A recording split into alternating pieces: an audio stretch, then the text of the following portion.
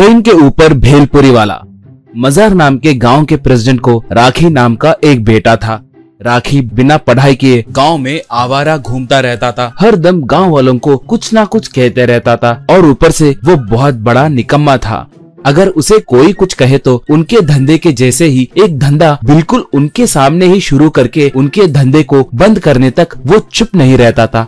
एक बार राखी अपने दोस्त जोगी और बाबू के साथ मिलके गोवा में एंजॉय करने के लिए ट्रेन में निकला।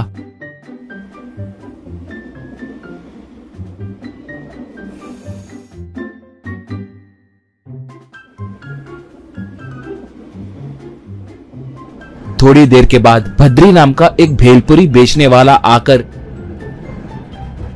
उन्हें भेलपुरी देकर पूरे मिला के 90 रुपए हुए हैं, कहा। राखी तब, ए जोकर, क्या तीनों को मिला के 90 रुपए हुए? यही हमारे गांव में सिर्फ 5 रुपए में मिलते हैं। दाम बहुत बढ़ाकर बोल रहे हो, मैं नहीं दूंगा, कहा। भद्री तब, देखो भाई, लगता है तुमने बाहर की दुनिया नहीं देखी। लगता है तुम जरूर व्यापारियों के पास ब्याज पे पैसे देकर आए दिन उनसे वसूल करने वाले हो, या बिना कोई काम धंधे के घूमने वाले आवारा हो, कहकर उसे दिए भेलपुरी को छीनकर चला गया। ये देखकर राखी गुस्से से आग बबूला हो गया। नो, मुझे अभी के अभी भेलपुरी बेचना है। उतना ही नहीं, अभी के अभी इसे सबक सिखाना है। मेरे झटके से ये 1 रुपया भी कमाए बिना खाली हाथ घर जाना है। उसका पूरा माल खराब होना चाहिए, कहा। जोगी तब, यार अच्छे से गोवा जाते वक्त ये सब जरूरी है क्या? छोड़ दो यार, वहाँ अच्छे से एंजॉय करेंगे। रोड पे जाते वक्त कुत्ते ने भौंका है, सोचो, कहा। राखी तब, हाँ, वो कुत्ता ही है, उसने भौंका। मगर किस पे भौंका जानते हो? एक पागल कुत्ते के सामने भौंका।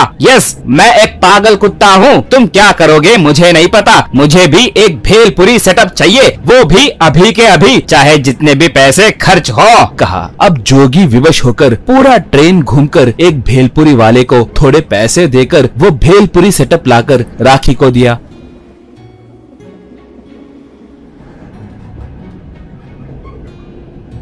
उसके बाद राखी भद्री के पीछे पीछे घूमते हुए भद्री भेलपुरी कहकर पुकारने लगा तो राखी पीछे से फ्री भेलपुरी कहकर उन्हें मुफ्त में भेलपुरी देना शुरू किया। इससे लोग भद्री के पास से भेलपुरी खरीदना छोड़कर राखी के पास से ही मुफ्त का भेलपुरी लेने लगे। ये देखकर भद्री, क्यों नाटक कर रहे हो क्या? देखो, ट्रेन में बेचने के लिए लाइसेंस की जरूरी होती है। अगर पकड़े गए तो तुम्हें पुलिस वाले धोएंगे। शराफत से चुपचाप साइड हो जाओ, कहा। इतने में ट्रेन एक स्टेशन में रुकी। ये देखकर राखी लोगों से, देखिए यात्री भाई, आपको मुफ्त में भेलपुरी देकर आपकी सेवा करने की सोचे तो ये निकम्मा कहीं का मुझे बेचने नहीं दे रहा है, इसलिए मैं अभी ट्रेन के ऊपर चढ़कर आपको मुफ्त में भेलपुरी दूंगा। आइए, इसके पास कोई मत खरीदिए, मेरे पास ही मुफ्त में खाइए, कम ऑन, कहा। ये सुनकर लोग तालियां बजाए।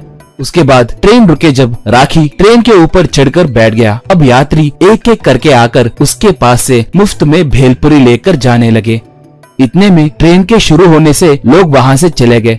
अब राखी जल्दी जल्दी 2 भोगियों के बीच में डरते हुए सफर करने लगा। उसके बाद अगले स्टेशन में ट्रेन रुकने के बाद वो जल्दी जल्दी ट्रेन के अंदर आ गया। भद्री थोड़े लोगों को भेलपुरी बेचने लगा था। ये देखकर राखी गुस्से से उसके पास आकर, ये ट्रेन लाइसेंस किसके पास से लेना है? कितने में लेना है? बोल, अभी बोल। मैं अभी के अभी ट्रेन लाइसेंस लेकर भेलपुरी बेचूंगा। कुछ भी करके मैं आज तुम्हें भेलपुरी बेचने नहीं दूंगा, कहा। भद्री तब, भाई तुम्हारी समस्या क्या है? लाइसेंस 1 लाख रुपए में मिलती है। वो 1 लाख रुपए दिए तो एक भेलपुरी सेटअप मुफ्त में देंगे। मैं ही उस यूनियन का प्रेसिडेंट हूँ, मुझे ही वो पैसे देने होंगे। क्यों दोगे? तुम्हें उतना दम है क्या? पूछा। राखी तब, दम के बारे में तुम मेरे सामने बात कर रहे हो क्या? अब देखो, कहकर उसके दोस्त लाख मना करने पर भी उनके पास से पूरे पैसे छीनकर भद्री को पैसे देकर, ये लो तुम्हारे 1 लाख रुपए, ले लो, ये भेलपुरी सेटअप मुझे दे दो। कहते ही भद्री अपना भेलपुरी सेटअप राखी को दे दिया। उसके बाद भद्री तुरंत ट्रेन के चेन को खींचा। इससे ट्रेन रुक गई।